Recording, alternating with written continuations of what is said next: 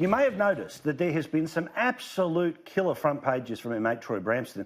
He's been talking to former Liberal Party Prime Ministers, the ones whom are still living, of course, and he today spoke to the Ghost. Yesterday he spoke to Tony Abbott, and previously had spoken earlier in the week to John Howard. All about 75 years of the Liberal Party. He speaks to Scott Morrison on the front page tomorrow, and each have had their different gripes, and you can certainly tell that there is a difference in angles and annoyances between the bookends of this, being John Howard and Scott Morrison. But I had the chance to talk to Troy a bit earlier today. Normally he'd join us on a Tuesday night, but he's busy doing a lot of other things. And I was fascinated about, well, you've all heard what's been said, right? So Malcolm's whinging about energy. Tony Abbott's talking about the ambition of Malcolm. The Prime Minister, well, you'll learn more with Gleeso in a few minutes' time about what he's been having to say, and John Howard talking about managing the ambition and difficulties of those who went on to be Prime Minister. But I wanted to ask him, where did he interview these people? How did he interview them? And if that gives us any insight into the nature of how open they were, how informal they were, or how still on message these former politicians are. Well, John Howard, who I've interviewed probably a dozen times, has always been very generous with me over the years. So that was done at his office, face to face. Tony Abbott has always been generous with me, and we've often talked on the phone. But this was done in his Sydney office, face to face. Malcolm Turnbull, of course, is overseas for several months, so we did that one on the phone.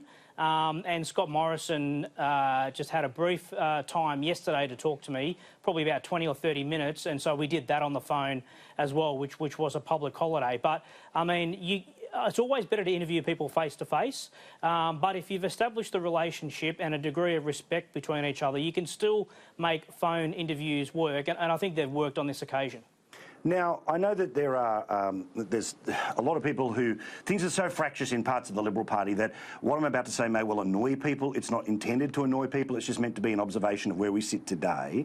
I read your piece in the Oz today, and I think that it would be fair to assume that Scott Morrison is in the best position to lead the Liberal Party since John Howard back, say, almost in 2004. Because between 2004, it was the beginning of the end and an almost inevitable end that was coming in 07. 2013 was a phenomenal victory for Tony Abbott, but he had Malcolm Turnbull breathing down his neck the whole time. Malcolm Turnbull blew away all political capital that meant there was effectively this question from 2016 to 2019 is when are you going to go? And all opposition, all comers and all opponents blown away, and total control of the party is there for Scott Morrison between 2019 and 2021. Is that a reasonable assumption, and do the other three recognise the position of where Scott Morrison sits today? Look, I think they do. Firstly, let me make a brief comment about John Howard. Look, he is on a pedestal. He's the Liberal leader they all love the most after Robert Menzies, and the one that they all look to for inspiration and for guidance about how to do their job. But see, Malcolm Turnbull and Tony Abbott in many ways are at polar opposites of the Liberal Party, and often at polar opposites on different political and policy issues. And I asked Tony Abbott about their rivalry, and he said to me, look, that he had known Malcolm a little bit from when they were at university together, you know, back, I guess, in the 1970s or 1980s, as they were sort of making their way through the earlier parts of their careers. So they are at polar opposites. And I think today I made the point about the long-running, simmering feud between Andrew Peacock and John Howard in the 1980s, which really divided the Liberal Party very badly and helped keep it out of government for so long in that period. And that only healed when one or both of them left Parliament.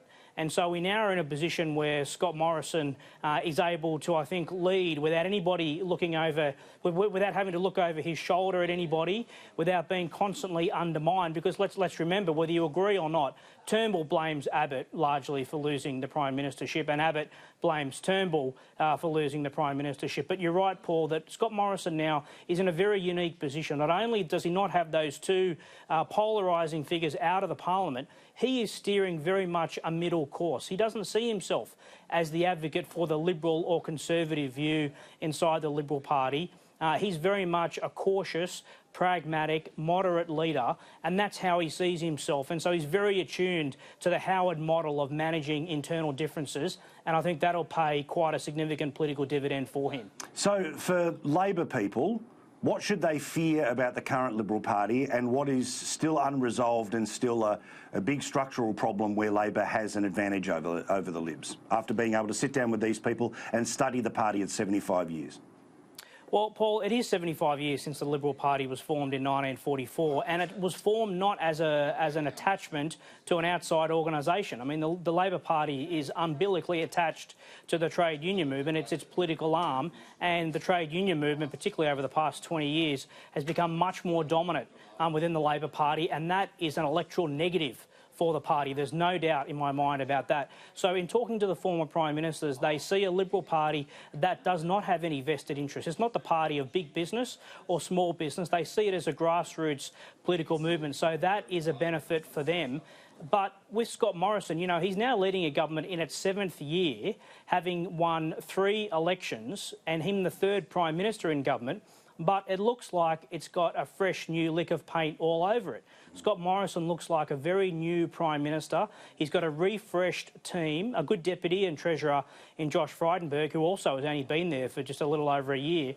So Labor should be very worried, I think, about where this government is going. Scott Morrison is very attuned politically to the community, their needs and aspirations, what they want and expect from governments, and he's new. I'll make that point again. He seems and he looks new in the job.